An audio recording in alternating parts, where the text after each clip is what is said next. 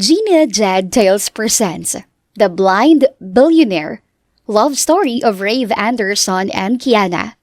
Isinulat ni Vialen. Narrated by Miss Lan. Kanina pa pinapanood ni Kiana ang bawat galaw ng lalaking nasa kanyang harapan. Mahini ng kilos nito na tila ba alam na may nanonood sa kanya. Anak, ang mata mo. Baka naman matunaw na si Bastin yan. Umirap lang si Kiana bago binalingan ang kanyang ama. Tay, sigurado ka bang patitirahin mo dito yan? Baka mamaya wanted pala yan. Hindi niya na nagawa pang tapusin ang sasabihin nang pinandilatan siya ng mata ng kanyang ama. Pagkuway nilingon nito ang binatang nagngangalang Baste. May pag-uusapan lamang kami ng anak ko iyo. Kumain ka na lang dyan at magpakabusog.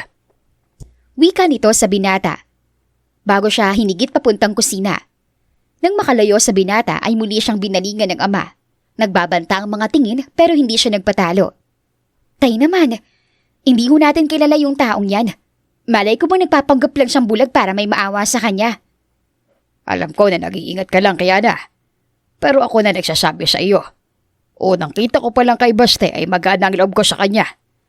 At ilang beses ko na rin siya nakakita sa palengke na pag-alagala. Kaya nagpa siya na akong dalhin siya rito.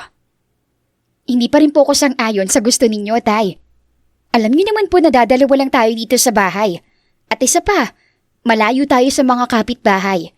Paano kung serial killer pala yan? Sinadya niyang laksan ng boses para marinig ng binata. Magtiwala ka labang sa akin, anak. Hindi ka ipapahabak ng tatay, ha? Sa huli, dahil na rin sa pamimilit ng kanyang ama, kaya napilitan na rin siyang pumayag. Sige po, pero babantayan ko lahat ng kilos niya. Anya bago tinalikuran ng ama. Nang makabalik siya sa salas ay tapos nang kumain ng binata. Tulad kanina, diretso pa rin ang tingin nito pero alam niyang nararamdaman nito ang presensya niya. Huwag kang mag-alala. Hindi ako masamang tao. At kung hindi ka komportable sa akin, hindi ko naman ipipilit ang sarili ko. Gustong kilabutan ni Kiana sa boses nito. Hindi dahil sa pangit iyong pakinggan, kundi dahil lalaking-lalaki iyon sa pandinig niya. Umirap siya. Pinapanglis ba kita? Wala akong tiwala sa'yo at sa kahit sinong tao pa. Pero dahil gusto ka ni tatay dito, kaya wala na akong magagawa pa. Pero, ipapaalala ko lang sa'yo. Nakabantay ako sa lahat ng kilos mo. Ngumiti lang si Baste. Aaminin niyang may itsura ang binata. Maalis lang ang mahabang balbas at bigote nito at sabayan ng maayos na pagligo ay lalabas na ang kakisigan nito. Pero ano naman ngayon sa kanya? Estranghero pa rin ito na hindi dapat pinagkakatiwalaan. Kiana! Suway ng kanyang ama na narinig pa lang sinabi niya. Ayos lang po, Mang Kino. Naiintindihan ko si Kiana. Pakiramdam ni Kiana ay may kung anong pumitik sa puso niya nang bigkasin nito ang kanyang pangalan. Kanya lamang iyong ipinagkibit ng balikat. Siguro ay hindi lang siya sanay na may ibang tumatawag sa kanya gamit ang buo niyang pangalan. Kinabukasan, katulad ng nakagawian, maagang gumising si Kiana para tumulong sa kanyang tatay sa pagpapakain at pagpapaligo ng mga alaga nilang hayop. Mayroon din silang mga tanim na gulay at prutas na ibinebenta ng kanyang ama sa bayan at iyon ang kanilang hanap buhay. Sa probinsyang kanyang kinalakihan, simple lamang ang buhay at kung wala kang sipag ay tiyak na magugutom ka. Pero kahit ganoon, masaya si Kiana at kontento siya sa buhay na iyon kasama ang kanyang ama. Bitbit ang tuwalya, dire-diretso siyang pumasok sa banyo para lamang mapasigaw sa gulat nang makita doon si Baste. Ah! Bastos! Manyak! Sa pagkataranta ay hindi niya alam kung paano tatakpan ng mata. Samantalang si Baste na kasalukuyan pang nakahubad ay hindi magkanda o gaga sa pagkapa sa kanyang tuwalya. Pasensya na, nakalimutan kong ilakaw yung pinto. Wika nito habang pinipilit pa rin nakapain ng tuwalya. Nang makita niyang nahihirapan na ito ay siya na mismo ang kumuha sa tuwalya at inihagis dito bago padapog na lumabas ng banyo. Nasa punyang dibdib, pakaramdam niya aatakihin siya sa puso. Pero hindi niya alam kung saan yung dahilan. Dahil ba nagulat talaga siya nang makita si Baste na tanging short lamang ang suot? O dahil hindi pa rin siya makapaniwala na mukha itong artista gayong nalinis na ang mukha nito? Anak, ano nangyari? Kadarating ko lang mula sa palengke nang marinig ko ang sigaw mo. Humahangos na nalapitan siya ng kanyang papa. Sakto namang lumabas din mula sa banyo ang binata. Sir, pasensya na po. At sa'yo din, Kiana. Nakalimutan ko lang talagang isara yung pinto. Hindi ko rin kasi akalain na maaga kang gigising. Muli siyang nainis sa tinuran nito. Anong akala nito sa kanya? Tamad siyang babae na tanghali na kung magising? At anong akala mo sa akin? Ngunit, naputol ang balak niyang pagsinghal nang mapatingin sa mukha nito. Saglit siyang natigilan. Hindi pa rin siya makapaniwalang ganun kakisig ang bulag na inampo ng kanyang ama. Huwag ka na magalit, Kiana. Kasalanan ko rin naman. Nakalimutan kong banggitin dito kay Baste na maaga kang gumigising. Singit ng kanyang ama na marahan pa siyang tinapik sa balikat. At ikaw naman, Baste. Sa sunod huwag mong kakalimutang magsara ng banyo dahil may prinsesa tayong kasama. Opo, sir. Pasensya na po ulit. O, siya tama na yan. Tayo na lang mag-almusal. Kiana, anak. Magbabanyo po muna ako, tay. Anya at wala pa rin sa sariling pumasok ng banyo. Sa dami ng gawain ng araw na iyon, ay nawaglit na rin sa isipan ni Kiana ang hubad na katawan ni Baste. Kailangan mo ba ng tulong? Kasalukuyan siya naglilinis ng mga kulungan ng mga baboy nang lapitan siya ng binata. Hawak nito ang baston na binili pa mismo ng kanyang tatay. Hindi na, kaya ko na to. Iniiwas niya agad ng tingin dito. Hindi niya mawari, pero sa tuwing titingin siya sa mukha nito ay kinakabahan siya. Para bang delikadong makita ang mga mata nito. Baka lang kailangan mo ng tubig. Ipag-iigib kita. Nang tingnan niya ang timba ay paubos na nga iyon. Kaya naman nagdududa niya itong tiningnan. Mukhang tama ang hinala niya. Nagpapanggap lamang itong bulag. Kanina ka pa naglilinis. Naisip ko lang na baka naubusan ka na ng tubig. Napailing siya. Di naman siguro. At bakit naman ito magpapanggap na bulag? Baliw lang ang gagawa ng bagay na iyon. Makakapagod ka na. Magpahinga ka na lang muna. Kanina mo pa ako pinag-iigib. Ang binata rin kasi ang nag-igib ng ginamit niya sa pagdidilig ng halaman.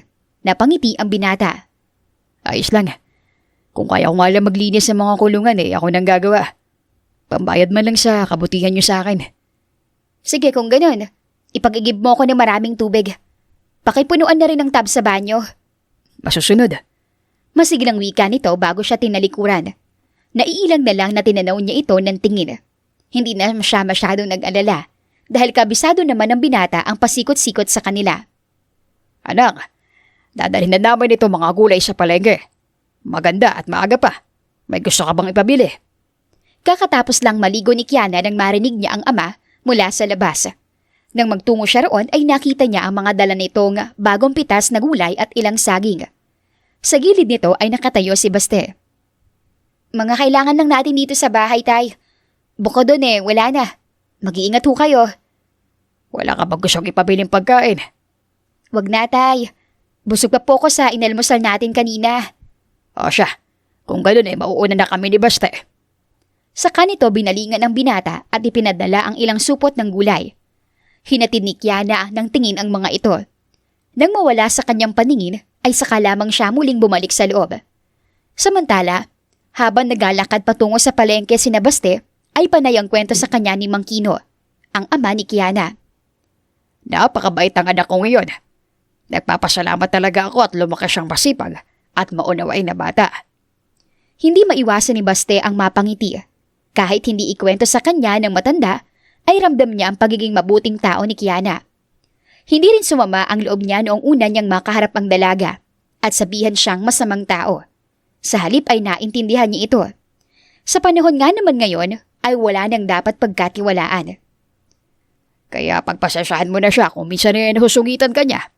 Suplada lang talaga iyon, pero mabuti ang puso. Alam ko po yun, Tay Kino. Sanay na rin ako sa pag-usupladan niya minsan. Naiintindihan ko po siya. Salamat kung ganoon. Wika nito bago biglang tumahimik. Nang pasimpleng lingunin ni Baste ang matanda, ay napansin niya ang lungkot sa mga mata nito. Ayos lang po ba kayo? Bigla po yata kayo natahimik. Bumuntong hininga muna ito bago pilit na ngumiti. Wala naman. Naalala ko lang ang asawa kong si Ariana. Kung hindi lang sana siya umalis ay baka mas naging masaya sana ang pagdadalaga ni Kiana. Hindi ko sana siya may isa nahuhuling palihim na umiiyak. Natigilan siya. Yun ang unang beses na nagkwento sa kanya si Mang Kino ng tungkol sa asawa nito. Bigla tuloy ay naging curious siya kung nasaan na nga ba ang asawa nito. Nasaan na po ba siya ngayon? Ang balita ko ay nasa Maynila na raw. Ewan ko ba? Huwag na lang nating pag-usapan. Huwag mo na rin sanang mababanggit pa kay Kiana. Sige po, pasensya na po. Tanging tapik na lang sa balikat ang itinugon sa kanya ng matanda. Pagkuway tahimik na silang nagpatuloy sa paglalakad. Pero ang isipan ni Baste ay napuno na ng katanungan tungkol sa ina ni Kiana. Maaaring iyon ang dahilan kung bakit madalas din niyang mahuli ang dalaga na malungkot habang nakatanaw sa malayo. Siguro ay namimiss na nito ang ina. Sa naisip ay nakaramdam din siya ng kalungkutan at pangungulila sa ina. Matapos magbenta ng mga gulayin sa palengke, ay saglit na nagpaalam si Baste kay Mang Kino na magbabanyo lamang. Kaagad namang pumayag ang huli. Nang masigurado ni Baste na malayo na siya at hindi na makikita pa ng matanda, ay saka siya nagtungo sa bakery para puntahan ng 3 tauhan. Normal na bakery sa labas kung titingnan, pero kung papasukin ang loob, ay mapapahanga ka dahil sa ganda at garbo ng kabuoang bahay. Bossing, kamusta? Ilang araw ka rin namin hinintay dito. Salubong sa kanya ng isa sa mga tauhan niya. Where's my phone? Kailangan ko makausap si mommy. Anya na hindi pinansin ang katanungan nito. Tumalima naman ng isa at mabilis na iniabot sa kanya ang cellphone. Nang maiabot ito, ay nag-alisan din ng 3 upang bigyan siya ng privacy. Hello, Mom. Rave Anderson! Diyos ko kang bata ka! Asan ka? Bakit ngayon ka lang tumawag? Halos mabaliw ako kakahanap at kakahintay sa tawag mo. Kung hindi pa ako sinabihan ng mga tauhan mo na ayos ka lang, baka pinakilos ko na ang pulis ng buong Maynila, mahanap ka lang. Saglit na nailayo niya ang cellphone sa tenga, sa tinis ng boses ng ina. Pero sa halip na mainis ay napangiti lang siya. I miss you, Mom. Don't worry. I'm fine here. Nasaan ka ba kasi? Pupuntahan kita. Not now, Mom. Tumawag lang po talaga ako para marinig ang boses mo at masiguradong ayos ka. And now that you sound fine, aayos na ako. Sige na, Mom. Marami pa akong gagawin. Take care always. I love you. Hindi na niya ito hinintay pang makasagot. Kaagad niyang pinutol ang linya. Bago napabagsak na napaupo sa sofa at marahang hinilot ang sentido. Kung hindi lang talaga siya naisipang ipakasal ng kanyang ama sa anak ng kaibigan nito, ay wala sana siya sa lugar na iyon. Hindi sana siya nagpapanggap na bulag para makahanap ng babaeng karapat-dapat para sa kanya. Pero, sino nga ba siya? Siya si Rave Anderson, mayaman ng pamilyang kanyang pinagmulan. Kaya bilang CEO at tagapagmana ng mag-asawang Anderson, hindi siya papayag na basta na lang magpakasal sa kung sino man. Kung may papakasalan man siya, ay sisiguraduhin niyang mahal niya at mahal din siya. Hindi yung papakasalan lang siya dahil sa yaman na meron siya. Nandito na kami. Nang marinig ni Kiana ang boses ng ama, ay dali-dali siyang kumilos para pagbuksan ng mga ito ng pinto. Tay, ang dami niyo naman pong pinamili. Kinuha niya ang ilang supot ng bitbit nito, bago iyon dinala sa kusina. Para marami tayong stock. Narinig ko sa chismisan sa palengke, magtataas na raw uli ng mga bilihin. Maganda na yung bago magtaasan lahat nakapag-stock na tayo. Habang nagkukwento ang ama, ay naayos niya naman ang mga pinamili nito. Kayo po ba, magtataas na rin po ng presyo ng gulay? Nako, hindi. Dadagdag pa ba tayo sa magpapahirap sa mga tao? Walang magbabago sa presyo ng mga gulay natin. Napangiti siya sa narinig. Isa iyon sa hinahangaan niya sa kanyang ama, ang pagiging makatao nito. Tulungan na kita. Napawi lang ang kanyang ngiti nang lapitan siya ni Baste. Kahit hindi pa man siya nakakasagot, ay kinuha na nito ang isang supot at inalis mula roon ang mga laman. Salamat. Anya bago nagtungo sa kabilang side ng lamesa. Hindi niya mawari, pero hindi niya gusto ang pakiramdam na mapalapit dito. Parang lagi siyang aatakihin sa puso. Siguro dahil estranghero pa rin talaga ito para sa kanya. Ay nga pala, mayroong bibingka dyan. Binili ni Baste para sa'yo. Po? Gulat siyang napatingin kay Baste na noon ay hawak na ang bibingka. Ang sabi kasi ni Tatay Kino ay paborito mo raw to. Kaya binili ko na. Ayaw mo kasing gumastos gamit ang pera ninyo kaya pera kong ginastos ko para hindi ka na mag-guilty habang kumakain. Ngumiti ito sabay abot sa kanya ng bibingka. Nakanganga niya naman itong tinanggap. Salamat. Pero hindi ka na sana nag-abala pa. Busog pa naman ako. Tsaka sayang din ang pinambili mo dito. Dagdag ipon mo rin sana. Maliit na bagay lang yan. Ha? Pero hindi na siya nito pinansin pa. Pangiti-ngiti lang ito habang nag-aayos ng mga delata. Nagtataka pa siya kung saan ito nakuha ang pera. Pero ayon sa kanyang ama, ay binigyan daw nito ng pera ang binata bayad sa pagtulong-tulong sa kanila. Noong una ay aayaw pang tanggapin ni Baste, pero kalaunan ay tinanggap na din. At ang dahilan pala ay para ibili siya ng bibingka. Nang mga sumunod na araw ay naging routine na ni Kiana ang makatulong si Baste sa pagdidilig ng halaman, pagkapaligo at pagpapakain sa mga alaga nilang hayop. Kasakasama na rin ang kanyang ama ang binata sa palengke sa tuwing magbebenta sila ng gulay.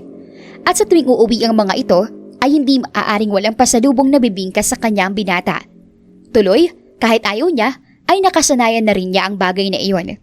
Isa ng pasalubong ni Baste sa mga inaasahan niya sa tuwing uuwi ang mga ito galing sa palengke. Hapon ng araw na iyon, nang marinig niya ang ama at si Baste na nagkakwentuhan sa salas. Noon ay kakatapos niya lang magbasa ng pocketbooks. Ano po bang paboritong ulam ni Kiana, tay? Dahil ilang linggo na rin naman nilang kasama si Baste, kaya sinabihan na ito ng kanyang ama na tatay na lang din ang itawag, na kaagad naman itong sinang-ayunan. Natigilan sa akmang paglaba sa kanyang silid si Kiana nang marinig ang tanong na iyon. Maalang na ginataang tulingan, iho. Bakit mo naman biglang natanong? Bala ko po sana siyang ipagluto. Nako, marunong ka naman bang magluto? Opo, tay. Pulag lang ako pero kayang-kaya ko yun. Napangiti si Kiana. Ewan kung bakit hindi iyon nagtunog mayabang sa kanya. Kung ganun, magpunta muna ako sa kanto. Magtitingin ako kung may tindang tulingan. Akmang tatayo si Mangkino nang pigilan ito ni Baste. Ako na rin pong mabili. Sa ulado ko naman pong daan. Bago pa man makaimik ang matanda, ay lumabas na sa kanyang silid si Kiana. Samahan ko na siya, tay. Sabay pang napalingon ang mga ito sa kanya. Nganitian niya naman si Baste kahit na alam niyang hindi naman ito iyon makikita. Ay siya, sige. Basta mag-iingat kayo, ha? Kiana, ikaw ang nakakakita. Baka iligaw mo si Baste. Mahina na lang siyang natawa. Kung noon siguro, noong wala pa siyang tiwala kay Baste, gustong-gusto niya itong iligaw. Pero ngayon, nakikita naman niyang mabuti itong tao at hindi niya iyon kaya pang gawin. Bakit po pala ako naisipang ipagluto ng paborito kong ulam? Natigilan ang binata nang magtanong siya. Wala naman. Naisip ko lang ipagluto kayo ni tatay. Narinig mo pala yun. Hindi ko sinasadyang makinig sa usapan niyo. Pasensya na. Ngumiti lang si Baste at hindi na muli pang umimik. Nang makarating sila sa kanto, ay kaagad silang nagtungo sa tindahan ng mga isda. Kiana, talaga bang inampunan ng tatay mo yung bulag na pulubing yan? Ano ba naman yung ama mo? Hindi nag-iisip. Ang hirap na nga ng buhay ninyo, tapos magdadagdag pa ng palamunin. Kaya iniwan ng asawa eh. Natigilan sila ni Baste nang marinig iyon. Kilala niya ang nagsalita. Kilalang tsismosa sa kanilang lugar. Akmang susugurin niya iyon nang pigilan siya ng binata sa braso. Mayroon pa bang tulingan, Kiana? Napalunok siya at hindi kaagad maiboka ang bibig. Pasimple niyang hinigit ang braso mula sa mainit nitong kamay. Pakaramdam niya ay bigla siya nang hina sa hawak nito. Meron, pero wag na tayong bumili. Mukhang hindi sariwa yung isda. Parang yun ang titinda. Sinadya niyang iparinig iyon sa mga tintitinda. Aba, bastos na bata. Kaya hindi nakakapagtakang iniwan din ang kanyang ina. Kung anak ko yan, baka itakwil ko na rin yan. Kung ano-ano pang mga salita ang narinig ni Kiana bago sila tuluyang makaalis sa lugar na iyon. Dahil tuluyan ang nawala sa mood, kaya sa gulayan na lamang niya dinala ang binata. Ayos ka lang. Huwag mo nang pansinin ng mga yun. Wala namang katotohanan ng mga sinasabi nila eh. Dahil ang totoo, kayo ni Tatay Kino ang pinakamabait na taong nakilala ko. Napangiti si Kiana sa sinabi nito. Ayos lang ako. Wala naman talaga akong balak pumatol sa mga ganun. Tsaka sanay na ako. Anya sabay hawak sa kamay nito. Tara na, makagabihin pa tayo eh. Ang binatang nagulat sa kanyang ginawa ay napasang-ayon na lamang. Habang naglalakad pa uwi, ay napadaan sila sa tindahan kung saan nagumpukan ang mga tambay. Oy, Kiana! Boyfriend mo na yung bulag na yan. Anak, holding hands pa. pinagpalit mo na talaga si Buboy. Tagal-tagal ko na naniligaw sa'yo tapos sa isang bulag na pulubi mo lang ako ipagpapalit. Lamang lang naman sa kanya ng isang paligo. Segunda naman ni Buboy, dahilan para mag-ingay ang iba pang mga kasama nito. Mariin namang napapikit si Kiana. Hindi ba talaga nauubusan ng buwisit sa mundo? Anya sa sarili. Binitawan niya ang kamay ni Baste at hinarap ang mga tambay. Bakit? Naliligo ka ba? Gumising ka nga, Buboy. Natutulog ka pa yata eh. Para sabihin ko sa'yo, sa lahat ng bagay, ang daming nilamang ni Baste sa'yo. Kiana. Nilingon niya saglit si Baste. Diretso ang tingin nito, pero ang muka ay seryoso na tila anumang oras ay nakahandang manapak. Saglit lang, Baste. Anya bago muling hinarap ang mga tambay. Oo nga at bulag si Baste. Ano naman? Gwapo naman siya at magandang katawan. Ikaw, kayo, anong nilamang ninyo? Mas mukha ka pa nga kayo mga pulubi kaysa kay Baste. Tama na. Hinawakan siya sa braso ni Baste upang patigilin. Tumawa ng malakas si Buboy. Lamang pa rin ako kaya na. Dahil kaya kitang paligayahin sa kama. Hindi ka tulad ng bulag na yan. Napagkapala mga magagawa. At sinundan iyon ng malakas na tawanan at kansyawan. Lalong nag-iit ang ulo ni Kiana sa narinig. Mariin namang naikuyom ni Baste ang kamao. Matinding pagpipigil ang ginawa upang hindi niya makalimutan na nagpapanggap lamang siyang bulag. Napansin naman ni Kiana ang madilim na mukha na iyon ni Baste at ang kamay nitong nakakuyom. Bigla siyang nakaramdam ng kaba, hindi dahil sa narinig, kundi dahil pakiramdam niya ay ibang Baste ang kasama niya. At bakit ba pakiramdam niya ay pinag-aaralan nitong mabuti ang mukha ng mga tambay, lalo na ang mukha ni Buboy. Hindi niya na lamang pinansin ang mga tambay. Sa halip ay hinawakan niya na lamang ang nakakuyom na kamao ni Baste at inaya na itong umalis sa lugar na iyon. Habang naglalakad, ay ramdam niya ang mabibigat na paghinga ni Baste. Ayos lang ako, Baste. Huwag mo nang pansinin ng mga yon. Ako hindi. Anong karapatan nilang bastusin ka? Pakiramdam ni Kiana ay may malamig na humaplos sa puso niya sa sinabi ng binata. Maliit siyang napangiti. Hayaan mo na nga yun. Wala lang silang magawa sa buhay nila. Patagal na ba nilang ginagawa yun sa'yo? Natigilan siya at nilingon ito. Bakit ba pakiramdam niya ay biglang gusto niyang umiyak at magsumbong dito? Oo, Baste. Kaya nasanay na lang din ako. At hindi na lang sila pinapatulan pa. Kaya nga dapat hindi ko na lang sila pinansin kanina. Humaba pa tuloy. Pabuntong hininga niyang tugon. Di mo yung kasalanan, Kiana. Huwag na nga nating pag-usapan. May araw din naman sila. Tama. Naniniwala naman ako sa karma. Muli silang nagpatuloy sa paglalakad at nagkwentuhan na lamang ng ibang bagay. Nang gabing iyon, hindi man natuloy ang balak ni Baste na ipagluto siya ng paborito niyang ulam, ay masaya pa rin siya. Kumplesto sila sa pagkainan, nagkakwentuhan at nagtatawanan. Hindi lamang tuloy ang tiyan niya ang nabusog, maging ang puso niya ay busog na busog. Kinabukasan, nagwawalis ng paligid si Kiana nang dumating ang matalik niyang kaibigan. Bakala, na-miss kita! Malayo pa lang ito ay rinignan niya ang matinis na boses. Napairap siya at itinigil ang ginagawa. Anong ginagawa mo dito? Ang aga-agang ingay-ingay eh. Kunwari ay pagkasungit niya, pero na-miss din talaga niya ito.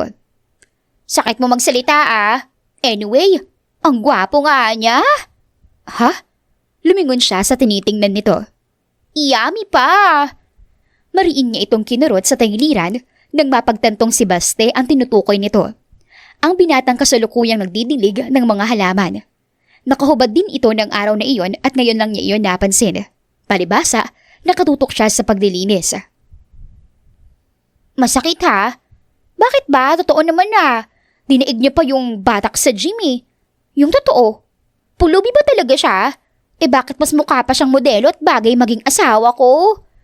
Hindi niya ito pinansin. Sa halip, nilapitan niya si Baste at ibinigay ang damit na hinubad nito. Baste, magdamit ka nga. Sino bang may sabing maghubad ka habang nagdidilig? Hindi magandang tingnan. Anong hindi? Huwag ka maniwala. Baste, ang sarap kaya sa ice. Aray! Muli niyang kinurot ang kaibigan. Mas mariin. Tumigil ka, Alodja ha. At ikaw, Baste, magbihis ka na. May bisita ako. Pasensya na. Hindi niya ito pinansin. Sa halip ay hinigit niya ang kaibigan papasok ng bahay. Hoy, ang sungit ha. Dinaig pa yung asawang nagsiselos. Kumabog ang dibdib niya sa narinig. Nagsiselos? Mariin siyang tumutol. Bakit naman siya magsiselos? Nobyo ba niya si Baste para makaramdam ng ganon? Tumigil ka nga, Lodja. Ano ba kasing ipinunta mo dito? Last week pa talaga sana ako pumunta dito. Gusto ko kasing makita yung ampon na tito. Kaso sobrang busy ko sa trabaho eh. Anyway, may chika kasi ako. Inirapan niya ito. Tumawa lang naman si Alodja.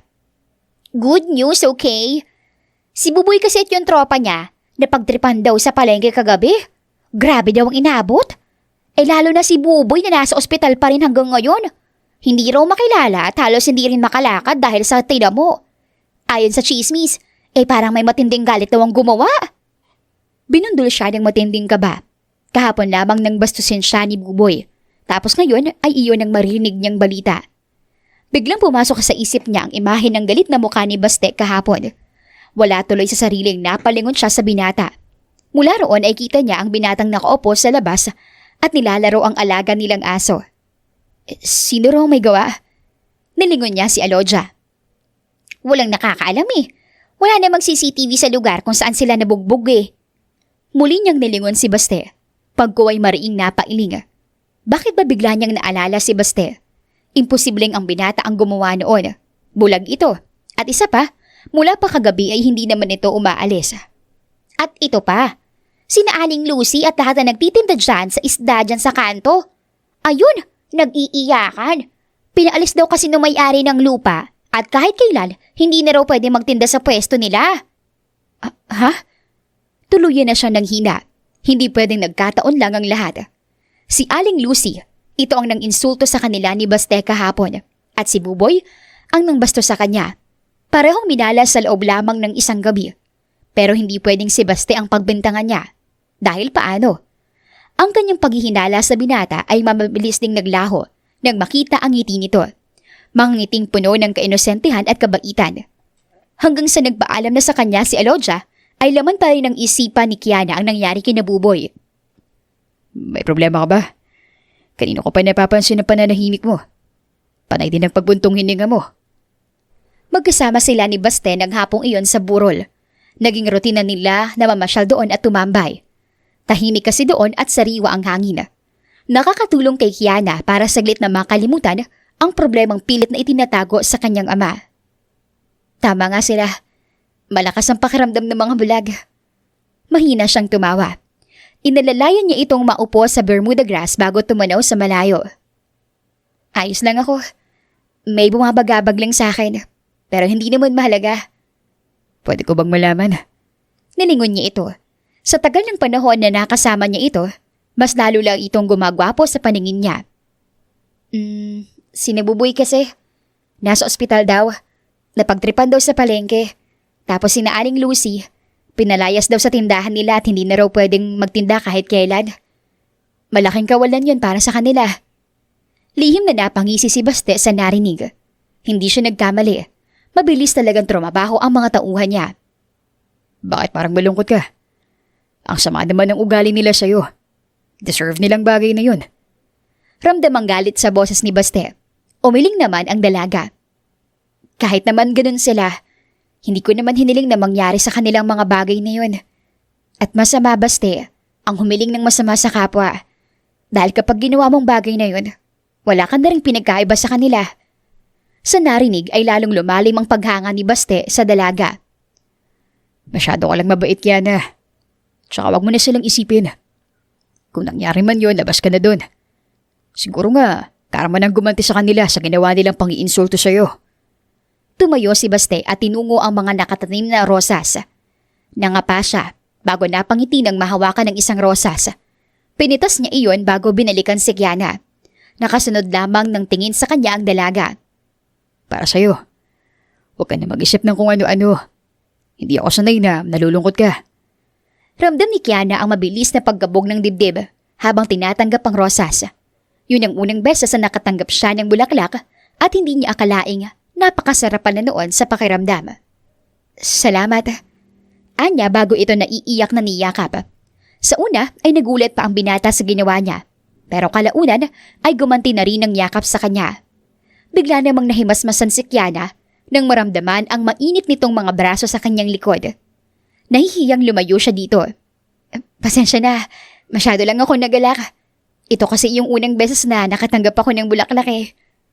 Ayos lang, Kiana. Ito rin naman yung unang beses na makakilala ko ng babaeng may mabuting puso. Hindi ka lang maganda. Maging ang iyong kalooban ay maganda rin. Naramdaman niyang muli ang pagkabog ng dibdib. Naghihinalang tiningnan niya ito, pero katulad ng dati, diretso lang ang tingin nito. Paano mo nasabing maganda ako? Hindi sumagot ang binata. Sa halip ay dahan-dahang bumaba ang tingin nito sa kanya. At sa kauna-unahang pagkakataon ay nagtagpo ang kanilang mga mata. Nanlaki ang mga mata niya sa gulat, bago na paatras. Pero hindi sinasadyang naapakan niya ang bato dahilan para matisod siya. Pero bago pa man siya matumba, ay nahapit na siya sa bewang ni Baste. Pakiramdam niya ay kakapusin siya ng hininga dahil sa pagkakadikit ng kanilang katawan.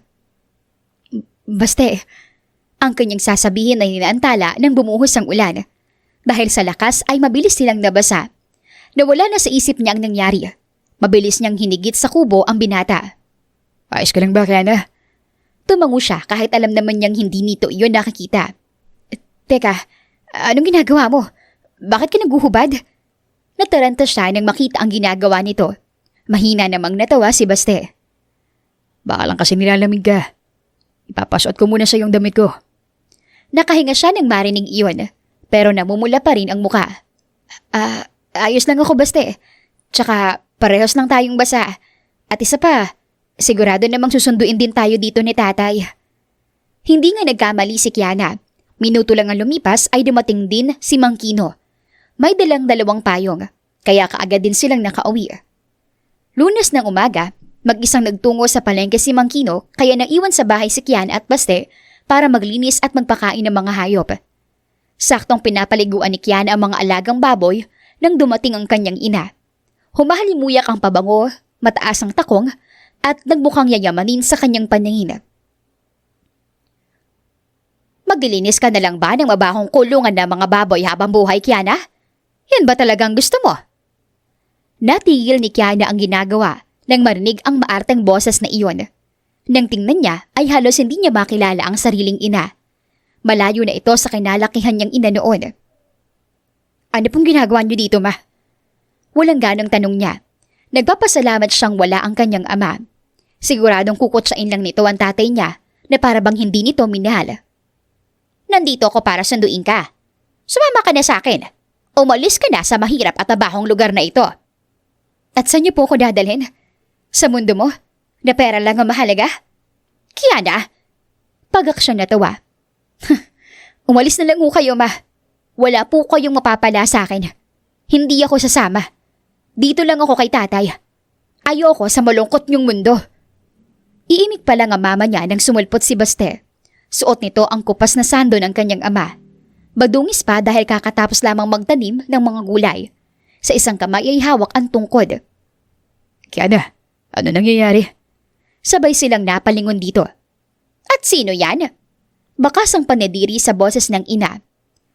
So totoo nga ang balita na nag-ampong kayo ng bulag na pulubi. Ang ama mo kahit kailan hindi nag-iisip.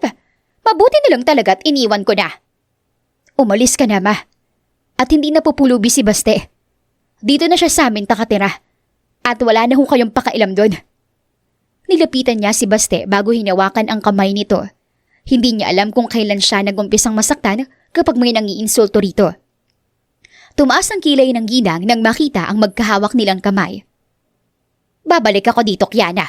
At sa pagbabalik ko, kasama ko na ang magiging asawa mo. At sa ayaw at sa gusto mo, papayag ka sa gusto ko.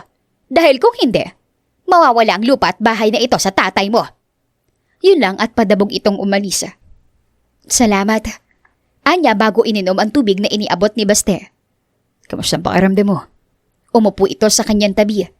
Marahas siyang huminga bago mapait na ngumiti. Bata pa lang ako nang iwan kami ni Mama. Sumama siya sa mayamang pamilya.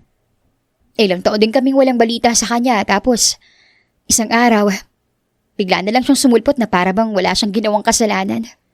Siya pang galit kay tatay. Ni hindi siya marunong mag-sorry sa amin. At ang malala, bigla na lang niyang sinabi na ipapakasal niya ako sa anak ng kaibigan ng bago niyang asawa. Ramdam niya ang paninikip ng dibdib at ang luha ay masaganang dumaloy sa kanyang pisngi. Ayaw man niya pero wala siyang choice kundi ang umiyak at maglabas ng sama ng loob na matagal din niyang kinikimkim. Siyempre, hindi ako pumayag. Ano bang karapatan niyang diktahan ng buhay ko? Hindi man siya nagpakahirap na palakahin at pag-aralin ako eh. Si tatay lang ang nagsakripisyo para sa akin. Kaya si tatay lamang ang magbibigyan ko ng karapatan na pakailaman ako. Lumaki akong galit kay mama. At nangakong hindi gagaya sa kanya. Hindi ko ipagpapalit si tatay sa kahit anong yaman sa mundo.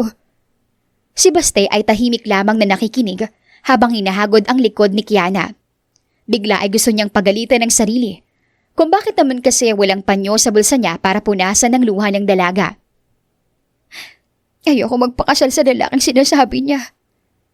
Kahit gaano pa yun kayaman. Wala akong pakialam. Pero may magagawa ba ako? Luha ang nilingon niya si Baste. Mahalaga yung buhay at lupa na to kay tatay. At kilala ko si mama. Kapag sinabi niya, gagawin niya. Pakiramdam ni Baste ay nadudurog ang puso niya sa nakikitang paghihirap ng dalaga. Hindi na niya pinigilan ang sarili. Pinunasan niya ang mga luha nito gamit ang kanyang daliri. Nailang naman at natigilan si Kiana. Huwag kang mag-alala, Kiana. Hindi ako papayag na mapakasal ka sa kanya. At ipinapangako ko sa iyo, hindi mawawala ang bahay at lupang ito kay tatay. Sa inyo lamang ito. Gustong maniwala ni Kiana kay Baste, lalo na at desidido ang tono nito. Pero paano ba siya matutulungan nito? Hindi na naging panatag pa ang isipan ni Kiana sa mga sumunod na araw. Kinakabahan siya sa muling pagbabalik ng kanyang ina. Hilingan niya na sana ay wag na itong bumalik pa. Wag na sanang guluhin pa ang tahimik nilang buhay na mag-ama. Hindi na rin naman niya binanggit pa sa ama ang pagpunta nito doon at ang plano nitong ipakasal siya. Ayaw na niyang bigyan pa ng problema ang tatay niya. Kiana anak, para sa'yo. Nagulat siya nang masaya siyang lapitan ng kanyang tatay at abutan ng pera. Tay, wag na po. Idagdag niyo na lang po sa ipon natin. Ano ka ba? Para sa'yo talaga yan. Huwag mong isipin yung ipon natin. Araw-araw ako naguhulog. Mas doble kumpara nung nakaraang araw. Pero tay, Tanggapin mo na. Nga pala, may good news ako. Yung kinukwento ko sa yung loyal customer ko ng mga gulay natin. Siya na rin daw ang bibili ng mga baboy at manok natin. Sila na rin ang pupunta rito para kunin ang mga baboy at manok. talaga po? Ang loyal customer na binabanggit nito ang dahilan kung bakit araw-araw ubos kaagad ang paninda nila. Yun din ang dahilan kaya madalas nang hindi sinasama ng kanyang tatay si Baste sa palengke. Iniiwan na lang sa kanya para may katulong siya. Oo anak, papunta sila dito mamaya, kaya huwag ka nang malungkot at mag-alala. Hindi siya sumagot. Sa halip ay niyakap niya ito ng mahigpit. I love you, Tay. Nagulat man si Mang Kino sa inasal ng anak ay buong puso niya itong tinugon ang yakap. Mahal ka din ng tatay anak. Sa lahat, ikaw lang ang pinaka-importante. Kinagat ni Kiana ang labi upang pigilan ang sarili sa pag-iyak. Kung ang pagpapakasal lamang ang dahilan, kung ang pagpapakasal lamang ang paraan para hindi mawala sa kanyang ama ang bahay at lupa, ay pikit mata niyang gagawin. Gagawin niya ang lahat para sa mahal na ama. Dumating na nga ang araw na kinatatakutan ni Kiana. Ang bumalik ang kanyang ina. Kasama nito ang bagong asawa at isang makisig na binata. May mga kasama pa itong mga kalalakihan na sa tingin niya ay mga gwardya. Ariana, anong ginagawa niyo rito? Nasa sala sila ng mga sandaling iyon nang bigla na lamang pumasok ang kanyang ina. Nakataas ang kilay at tila nandidiri na nilibot nito ang tingin ng buong bahay. Sinabi ko na sa anak mong babalik ako. Tugon nito bago siya tiningnan. Honey, iho, pasok kayo. Pasensya na at kailangan niyo muna magtiis sa maliit na lugar na ito. Nang akamang papasok ang mga kasama nito, ay mabilis siyang tumayo. Hindi niyo kailangan magtiis dahil hindi naman kayo welcome sa bahay namin. Kiana, mamumula-mula na sa galit ang kanyang ina. Tama ang anak ko. Wala kayong karapatang basta na lamang pumasok rito. Pwede namin kayong kasuhan ng trespassing. Singit ng tatay Kino niya. Oh, ano bang alam mo sa batas? Pang-insulto ng kanyang ina. At ikaw, Kiana, talaga bang sinusubukan mo ko? Kilala mo ko? Alam mong kapag sinabi ko, ay gagawin ko. Ma, Anong ibig niya sabihin, Kiana? maluhaluhang nilingon niya ang ama. Oh, hindi mo pa pala alam, Kino. Hindi mo nabanggit, Kiana? Anong sasabihin? Diretsuhin niyo na ako. Nandito kami para sanduin si Kiana at bigyan siya ng magandang buhay, Kino. Ipapakasal ko siya sa inaanak ng bago kong asawa. Tuluyang naglaglagan ang mga luhang pilit na itinatago ni Kiana. Humihingi ng tawad at tiningnan niya ang ama. Ano sinasabi mo? Kanino mo ipapakasal? Sa lalaking yan? Sabay turo ng tatay niya sa makisig na binata. Hindi ako papayag. Magsialis na kayo bago pa ako tumawag ng pulis. Tama po si Tatay Kino. Hindi niyo maaaring ipakasal sa iba si Kiana. Dahil may relasyon ho kami. At nabuntis ko na ho siya. Mula sa gilid ni Kiana ay sumulpot si Baste. Pakapanginawakan ng kanyang kamay. Halos mapasinghap naman sa gulat ang mga naroon. Tita, what's the meaning of this? Sa wakas ay nagsalita na rin ang lalaking balak ay pakasal sa kanya ng ina. Huwag ka maniwala sa kanila, Clint. Tugon ng ina bago sila binalingan. Halos umusok ang ilong sa galit. Hindi ako naniniwala sa'yo. Anak, talaga bang papatol ka sa pulubing bulag na yan? Ano na lang ang buhay na ibibigay niyan sa'yo? Totoo po ang sinabi ni Baste. Buntis ako at may relasyon kami. Wala na rin ho kayong pakailam sa kung anong buhay ang ibibigay niya sa akin. Dahil kung papipiliin man ako, mas pipiliin ko ang bulag na may kamabuting kalooban. Kaysa sa taong nakakita nga, pero manggagamit naman ng tao. Narinig niyo, sinabi ng anak ko. Magsialis na kayo. Alis! Wala na rin nagawa ang mga ito kundi ang umalis. Nang tuluyang makaalis, ay saka pa lamang nakahinga ng maayos si Kiana. Pinasalamatan niya ang binata sa ginawa nito. Nagkausap na rin sila ng kanyang ama at nangako itong hindi nito papayagan na basta na lamang siyang ipapakasal ng kanyang ina sa kung sinong lalaki. Pero may kaunti pa ring agam-agam sa puso ni Kiana dahil alam niyang hindi pa tapos ang kanyang ina. Siguradong hindi ito titigil hanggat hindi nangyayari ang gusto nito. Raven, itigil mo na yung ginagawa mo. Nag-aalala na ang mami mo sa'yo. Kung ayaw mong pakasal, ayos lang. Pumapayag na rin akong ikaw na pumili ng babaeng papakasalan mo. Just please, go home now. Yun kaagad ang mga salitang narinig ni Baste nang tawagan niya ang ama. Pauwi na ako, Dad. And yes, I already found her. Nahanap ko na ang karapat-dapat na babaeng dapat kong pakasalan at mahalin. Oh God, thank you. Then go home now, Raven. Boses iyon ng kanyang ina. Malapit na, Mom. May ilan lang po ako naisip pa kausap. Anything, anak. Kahit na ano. Napangiti siya bago isa-isang sinabi sa mga magulang niya ang mga bagay na alam niyang magbibigay ng kapayapaan kina Kiana. Alam ni Baste na anytime ay babalik ang ina ni Kiana para muling manggulo at pilitin ng dalaga na magpakasal sa iba. At yun ang hindi niya hahayaang mangyari. Kaya ngayon pa lang ay ipinag-utos na niya sa mga magulang na i-block sa lahat ng kumpanya ang dalawang pamilya. Ang pamilya ng bagong asawa ng mama ni Kiana at ang lalaking nais ipakasal dito. Makapangyarihan ang pamilya Anderson, kaya alam niyang kayang-kaya iyong gawa ng paraan ng magulang niya. Samantala sa kabilang banda, palihim na sinunda ni Kiana si Baste nang umalis ito. Hindi naman sa nagdududa pa rin siya sa binata. Gusto niya lang talagang malaman kung anong ginagawa nito at saan ito pumupunta sa tuwing nagpapaalam sa kanila. Anong gagawin niya doon? Nangunot ang kanyang noo nang makitang pumasok sa loob ng bakery si Baste. At hindi lang iyon. Kung maglakad din ito ay para bang normal na taong nakakakita na. Bigla siyang kinutuban. Ayaw niyang pagdudahan ang binata. Mabuting tao ito. Alam niya iyon dahil matagal na silang magkasama. Pero may bumubulong sa kanya na alamin pa ang mga sunod na gagawin nito. Nanatili siya sa kanyang pwesto habang hinihintay na muling lumabas si Baste. Hindi rin naman nagtagal nang lumabas ang binata. Ganon pa rin. Hindi halatang bulag. Palihim niya itong sinundan nang magpunta ito sa gilid ng bakery. Tila may hinintay. At hindi nga nagtagal ay may dumais ditong dalawang lalaki. Ang isa may dala pang supot na naglalaban ng mga bibingka. Boss, ito na po yung mga special bibingka na pinabili ninyo. Sabay abot ng lalaki kay Baste ng supot. Lumakas ang kabog ng dibdib niya nang marinig iyon. Salamat. Boss, anong ibig sabihin nito, Baste? Magkasabay na lumingon sa kanya ang tatlo at kitang-kita niya kung paano mawala ng kulay ang mukha ni Baste. Lagot. Sabay pang saad ng dalawang lalaki bago nagpaalam ang mga ito kay Baste. At si Baste, hindi alam kung paano magsasalita. Hindi ka bulag? Anong karapatan mong lokohin at gawin kaming tanga ni tatay? Halos sumabog sa galit si Kiana. Gusto niya itong sugurin at saktan. Pero alam niyang wala namang maitutulong iyon. Nangyari na. Niloko na sila ng lalaking akala niya ay iba sa lahat at pwede niyang pagkatiwalaan. Magpapaliwanag ako, Kiana. Pero hindi na niya ito pinakinggan pa.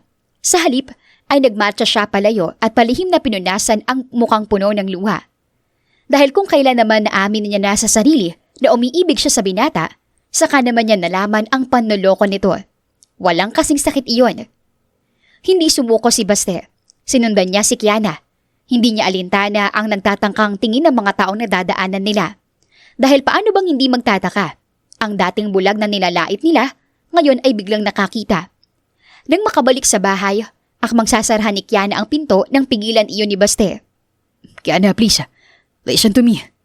Umalis ka na. Wala nang dapat pang pakinggan. Malinaw na sa akin na niloko mo lang ako at pinagmukhang tanga. Ano, Baste? Tawang-tawa ka siguro sa amin ni tatay kasi napaniwala mo kaming bulag ka. Hindi. Naging mabait kami sa'yo. Walang alinlangan kang tinanggap at pinatuloy ni tatay dahil naaawa siya. Kasi nga akala niya bulag ka. Bakit ha? Ano bang kasalanan namin sa'yo? Akala ko iba ka sa lahat eh. Akala ko kung hindi ka katulad ni Mama. Pero mas matindi ka pa pala. Masakit ang mga salitang narinig ni Baste. Pero mas masakit na makitang umiiyak ang babaeng mahal niya. Lalo na at siya ang dahilan. Ano nangyayari dito? Nagtatakang tanong ng kadarating pa lamang na si Mang Kino. Tay, ang lalaking yan. Matagal na tayong niloloko. Hindi siya bulag at lalong hindi siya pulubi. Humihingi ng patawad na tiningnan ni Baste ang matandang lalaki.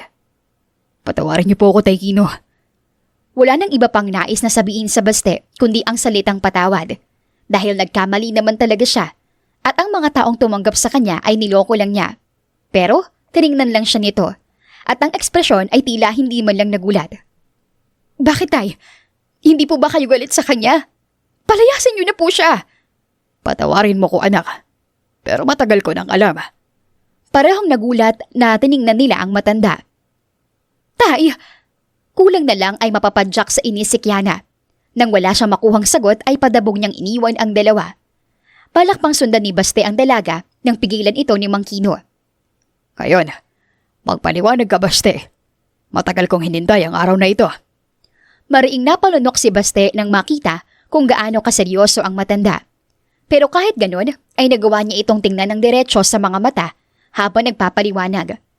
Gusto niyang ipakita dito na totoo ang lahat ng kanyang sinasabi at sincere siya sa paghingi ng tawad. Pero, matagal niyo na pong alam. Paano po? Tanong niya pagkatapos ilahad ang totoong dahilan ng pagpapanggap niya. Nagtataka pa din kasi talaga siya kung paano nito nalaman. Matanda na ako, Baste. Sa dami ko nang nakasalamuhang tao sa araw-araw. Halos alam ko na kung sino sa inyo ang totoo at nagbabalat kayo. At isa pa, madali lang namang malaman. Lalo na at palagi ko nahuli kung paano mo pagbastan si Kiana. Kung bulag ka, hindi mo siya titingnan na puno ng pagmamahal. Nag-init ang mukha niya sa narinig. Nahihiyang nag-iwas siya ng tingin. Hindi ako galit, Baste. Alam at ramdam ko na mabuti kang tao. Masama lang ang loob ko dahil kung hindi ka pa nabiso ni Kiana, ay tila wala kang balak umamin sa amin. Magkakasunod siyang napailing. Hindi po siya ganun. Bala ko na po magtapat sa inyo. Nauna nga lang po na mabiso ni Kiana. Pero maniwala po kayo, malinis pong intensyon ko. Alam ko. Ngumiti si Mang Kino bago siya tinapik sa balikat. Pero payo ko lang, Mang.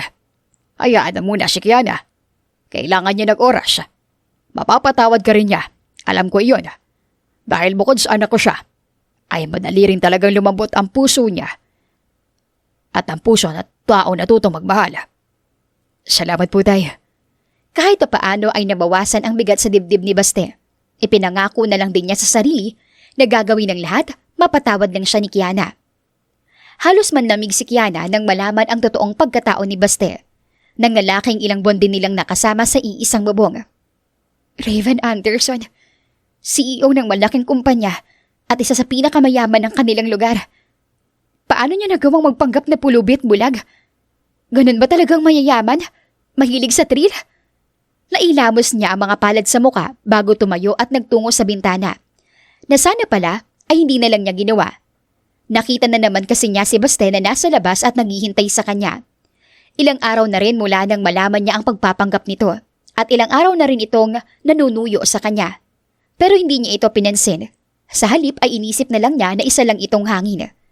Hanggang ngayon ay nasasaktan pa rin siya sa tuwing naiisip na niloko lang siya. Padabog niyang isinara ang bintana nang tiningnan siya ni Baste. Sakto namang kumatok si Mang Kino para ayain siyang kumain. Sunod na po ako, Tay. Bago lumabas ng silid ay sinipat niya muna ang sarili sa salamin. Ayaw niyang makita ng ama na umiyak na naman siya. Matanda ng tatay niya. Masama na para dito ang laging nag-aalala. Pagpunta sa kusina ay naabutan niya na naghahain ang ama. Dadalang ko na lang ng pagkain sa labas si Baste. Mauna ka na kumain. Wika nito kahit hindi pa man siya nagtatanong. Tumango lang siya bilang tugon. Wala siyang sinabi sa ama na huwag papasukin sa bahay si Baste.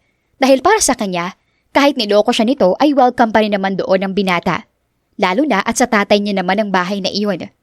Pero dahil alam niyang iginagalang ng matanda ang kanyang nararamdaman, kaya siguro hindi na talaga nito pinapapasok sa bahay ang binata. Wala na po ba siyang balak umalis? Malamok at malamig sa labas. Kapag nakasakit siya, kasalanan pa natin. Anya nang bumalik ang ama. Tumingin ito sa kanya. Bakit? Nag-aalala ka ba sa kanya, anak? Gusto mo ba papasukin ko na? Ang ibig ko pong sabihin, pwede naman na siyang umuwi. Hindi niya kailangan magtiis dyan sa labas. Hindi po ba't sa kanya naman yung malaking bakery sa palengke? Pumait ang kanyang boses.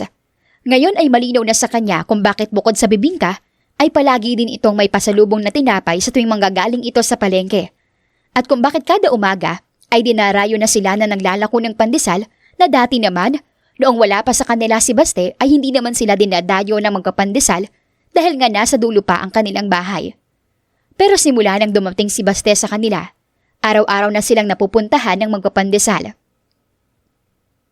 Pwede siyang umuwi. Umalis at huwag nang bumalik, Yana.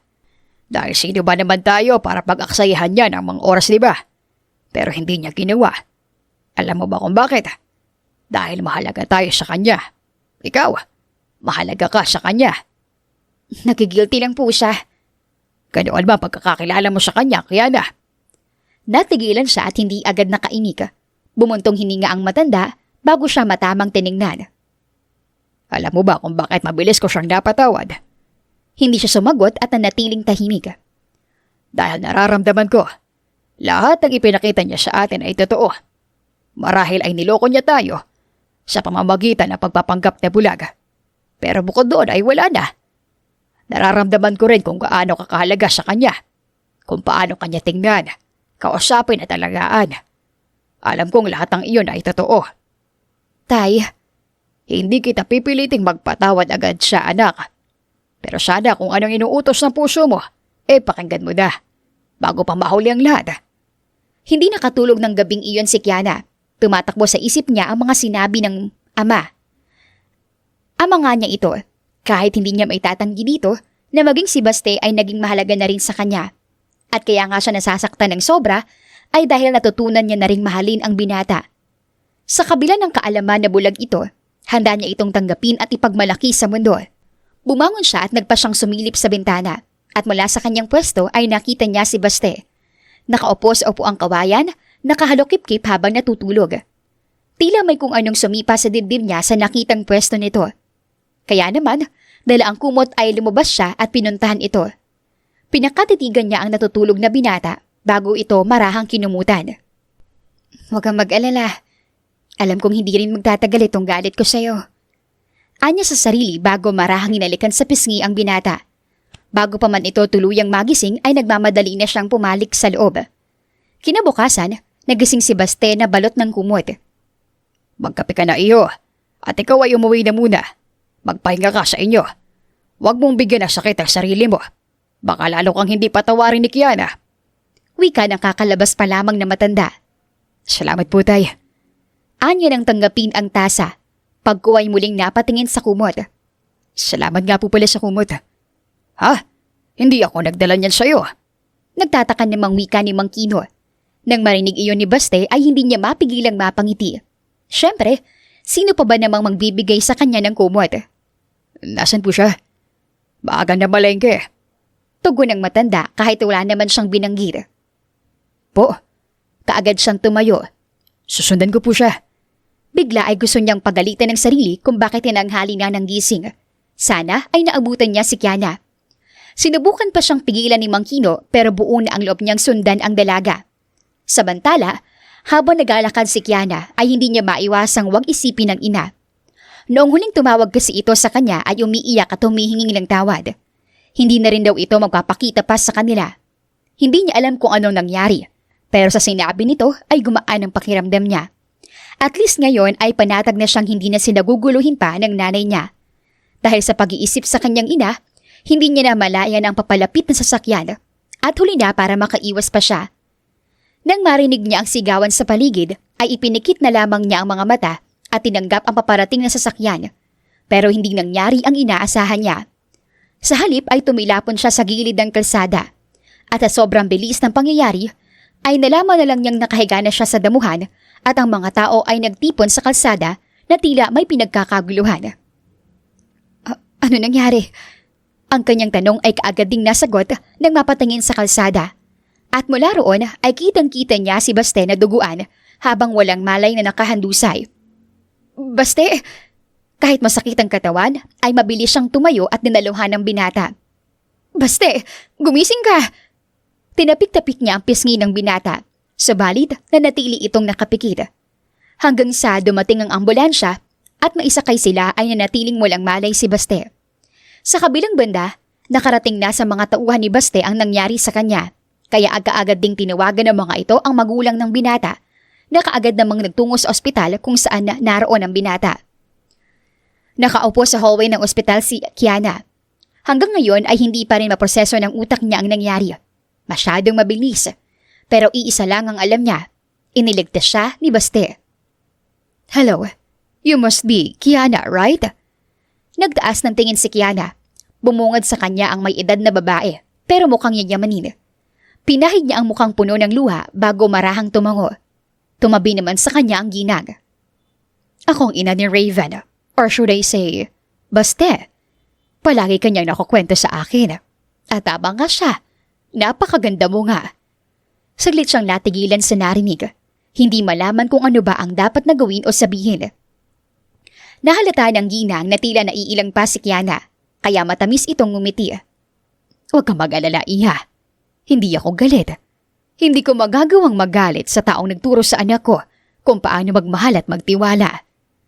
Lalo lang naiyak si Kiana sa narinig. Marami pang naikwento ang ginang sa kanya dahilan para tuluyang maglaho ang lahat ng hinanakit at galit niya para kay Baste. Kinagabihan, nang malaman ni Kiana na nagising na si Baste, ay halos liparinan niya ang ospital para lang mapuntahan agad ito. Anak, huwag kang magmadali. Hindi naman naalis si Baste sa ospital. Saway sa kanya ni Mang Kino na hindi rin mapigilang mapangiti. Yun kasi ang kauna-unahang beses na nakita niya ang anak na hindi na halos magkanda o gaga. Napapailing na lang siya. Iba nga talagang nagagawa ng pag-ibig. Nang makarating sa ospital, ay nagpaiwan na lang muna sa hallway si Mang Kino. Tay? Sige na, puntahan mo na si Baste. Dito na lang muna ako. Alam ko mo yung iyan. Ayoko makaistorbo. Kaagad na nag-init ang mukha ni Kiana sa narinig. Talagang kilalang-kilala siya ng tatay niya. Salamat, Tay. Anya bago pumasok sa silid. Doon ay naabutan niya ang tulalang si Baste. May benda pa ito sa ulo. Nag-guilty na naman tuloy siya. Baste, halos pabulong lang natawag niya. Nahihiya kasi talaga siyang magpakita dito. Kaagad naman itong lumingon sa gawin niya. Ang kaninang matamlay na mukha ng binata ay biglang lumiwanag nang makita siya. Kiana. Kulang na lang ay tumayo ito at salubungin siya ng yakap. Kamusta ka? Aray, Nag-aalala niyang nilapitan si Baste nang tangkain nga nitong bumangon. Huwag ka muna magkikilos. Anya, kulang na lang ay paluin ito. Naupo siya sa gilid ng kama nito at naiiyak itong tiningnan. kamusta ka? May masakit ba sa'yo? Bakit nandito ka? Bakit hindi ka nila kinonfine? Tuluyan nang naiyak si Kiana. Ito na nga ang naaksidente at muntikang mamatay, pero eto at siya pa rin ang inaalala nito. Lalo namang nag-alala si Baste. Kiana, Baste. At sinunod na nga ni Kiana ang utos ng puso niya. Ang yakapin ng mahigpit ang binata. Paulit-ulit siya nagpapasalamat at humingi ng tawad dito. shh, hindi mo kasalanan. Choice ko na iligtas ka. Kahit na, sinakripisyo mo pa rin yung buhay mo para sa akin. Bakit mo kasi ginawa yun? Hindi mo na ba talaga mahal yung buhay mo para palagi mong piliing mahirapan? Una, nagpanggap kang bulag. Nagpakahirap doon. Tapos ngayon, sinalo mo yung sasakyan na dapat para sa akin. Napangiti si Baste habang pinupunasan ang kanyang mukha. Dahil mahalaga ka sa akin, Kiana. At hindi ko pinagsisisihan kahit kailan ang pagpapanggap ko. Dahil doon ko nahanap ang taong karapat-dapat na mahalin. At ikaw yun, Kiana. Kaya kung bibigyan pa ako ng pagkakataon, paulit-ulit ko yung gagawin. Pero this time, aagahan ko ng pag-amin. Mahal mo ko? Kahit ilang beses na niyang narinig ang salitang iyon mula sa magulang ng binata, ay iba pa rin pala kapag sa mismong bibig na nito nanggaling. Pakiramdam niya ay lalabas na ang puso niya sa sobrang lakas ng tibok. Hindi ko pa ba napaparamdam sa'yo, Kiana? Hinawakan ni Baste ang kanyang kamay bago siya matamang tiningnan. Nag-init naman sa hiya ang mukha niya. Feeling niya ay nababasa din ito ang iniisip niya. Mahal kita, Kiana. At handa akong maghintay kung kailan ka magiging handa para tanggapin ang pag-ibig ko. Bakit mo ko mahal? Kailangan ba may dahilan para mahalin mong isang tao? Kung ganun, liligawan mo ba ako? Sa isiping iyon ay hindi mapigilan ni Kiana ang kiligin. Liligawan siya ng isang gwapo at matikas na binata. Dinaig pa niya ang nanalo sa loto. Liligawan kita hanggang sa makuha ko matamis mong oo. Tuluyan na siyang napangiti. Ang totoo ay mahal niya na rin si Baste. Pero syempre, gusto rin naman niyang maranasan ng ligawan. Yung bibigyan siya ng bulaklak at haharanahin. Sige, ligawan mo ko. Pero sinasabi ko sa'yo, hindi yun magiging madali. Pero sa halip na kabahan ay mas sumaya pa si Baste. Nangako itong hindi mapapagod at titigil sa panliligaw. Nang makalabas na nga ng ospital ang binata, ay sinimulan niya kaagad ang pangako sa dalaga. Kanya itong niligawan sa paraang gusto nito at nagkapasaya dito. Samantala si Kiana ay naghahanda sa araw na iyon para sorpresahin ang binata. Balak niya na itong sagutin. Wala nang dahilan para patagalin at pahirapan pa ito. Baste, kanina ka pa ba dito? Tanong ni Kiana nang maabutan sa burol ang binata. Tinawagan niya kasi ito para papuntahin sa burol dahil doon niya ito balak na sagutin. Sa lugar kung saan palagi silang magkasama. Sa lugar kung saan niya unang naramdaman ang pagmamahal dito. Kanina pa. Nag-alala kasi ako nang bigla kang tumawag para papuntahin ako rito. May nangyari ba? Ang magagandang mata ni Baste ay napuno ng pag-aalala. Hindi maiwasang mapangiti ni Kiana. Malayong malayo na ang itsura nito sa dating Baste na nakilala at nakasama nila. Pormado na ito ngayon, mabango at mukha na talagang yayamanin. Pero ramdam niya ito pa rin si Baste at ang unang lalaking minahal niya. Wala naman. Pinapunta lang kita dito para ipabalik ito sa'yo at para sabihing itigil mo ng panliligaw mo. Anya sabay abot dito ng rosas na pinitas niya lang sa daan. Laglag naman ang balikat na tinanggap iyon ni Baste. Anong ibig mo sabihin? Kulang na lang ay umiyak ito. Hinaplos niya ang pisngi ng binata bago ito puno ng pagmamahal na tiningnan. Ang rosas na yan. Binabalik ko sa'yo bilang simbolo ng aking pagtugon ng pag-ibig. Dahil gusto ko ring malaman mo na mahal din kita. Kaya tumigil ka na sa panliligaw dahil sinasagot na kita. Ang kaninang malungkot na muka ay napalitan ng liwanag. Talaga? Sa halip na sagutin, tumingkayad siya upang halikan ito sa labi. Nanigas sa kinatatayuan si Baste. Hindi iyon ang unang halik niya. Sa katunayan ay marami na siyang halik na natikman. Pero iyon ang halik na pinakagusto niya sa lahat. Halik na totoo at puno ng pagmamahal. Nang maramdaman niyang hihiwalay na si Kiana, ay kanya itong kinabig sa bewang para mas talong palalimin ng halik. Kay tagal niyang hinintay ang araw na iyon, ang marinig mula dito na mahal din siya nito at ang mahalikan nito. Kaya nga kahit bumuhos na ang malakas na ulan ay hindi niya ito magawang pakawalan. Kung hindi pa siya tinulak ni Kiana sa dibdib. Baste, baka lagnatin tayo. Saad ni Kiana, pareho na silang basa ng ulan. I love you, Kiana. Walang halong pagpapanggap. Sa halip ay saad niya, mas mahal kita, Baste.